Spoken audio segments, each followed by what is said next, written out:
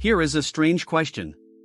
Why can you not stop thinking about someone who has made it clear they do not feel the same way? You are not confused about the facts. You know they are not interested. And yet your mind keeps circling back, again and again. If knowing the truth was enough, this would be easy. So why does understanding it change almost nothing? In the next few minutes I want to show you exactly what your brain is doing during a one-sided crush, and why it feels almost impossible to shut off. This is not a general story about crushes. This is specifically about wanting someone who does not want you back. Because a one-sided crush follows different rules than a mutual one. And those rules are the reason you feel stuck. Let us start with the first big idea. Your brain hates an unfinished story more than it hates a sad ending. Think about a movie that cut off right before the ending. That itch to know what happens next is hard to ignore. A one-sided crush is exactly that kind of unfinished story. There is no clear ending, so your mind refuses to file it away. Psychologists have a name for this pull toward incomplete things. It is called the Zeigarnik effect. The idea, studied for roughly a century, is that unfinished tasks stay active in memory while finished ones fade. A crush that was answered, one way or the other, gets closed. A crush left hanging keeps running in the background. So part of why you cannot stop is simple. The story has no ending, and your brain keeps reopening the file to look for one. Now for the second idea, and this one is harder to escape. It is called intermittent reinforcement.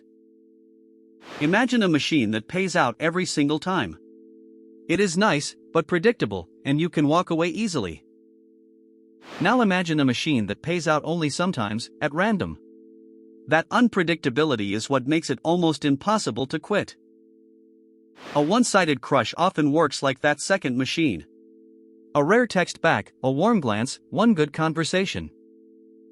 Those scattered, unpredictable rewards can hook you harder than someone who is warm and consistent every day. It feels backwards, but it is not. Uncertainty is the ingredient that turns simple wanting into real craving. This brings us to the third idea. Scarcity. We tend to want most what feels rare or almost out of reach. When someone is unavailable, part of your mind reads that distance as value. The harder to reach, the more precious they seem. Combine scarcity with uncertainty and you get a powerful loop. You are chasing something rare that only rewards you sometimes. And here is the twist that surprises people. A lot of the intensity is not really about them. Much of it is about the open loop, the unpredictable reward, and the story you keep writing in your own head. You may be in love with a version of them you built from a few good moments, not the whole complicated real person.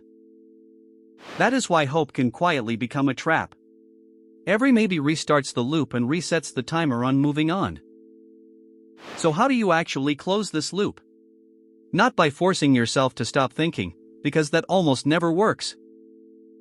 Instead, you give the story an ending on purpose. You decide, clearly, that this chapter is finished.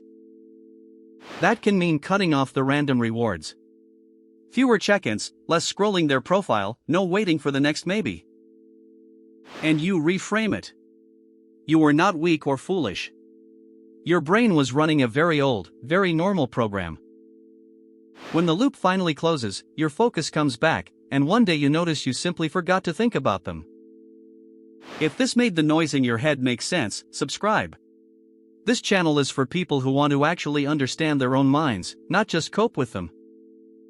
Today's 3-second version, the short on the 3 things your brain does during a one-sided crush, is the quick hook. This was the full story behind it. Next episode. What actually happens in your brain the moment a crush finally likes you back, and why the chase can feel better than the catch. See you there.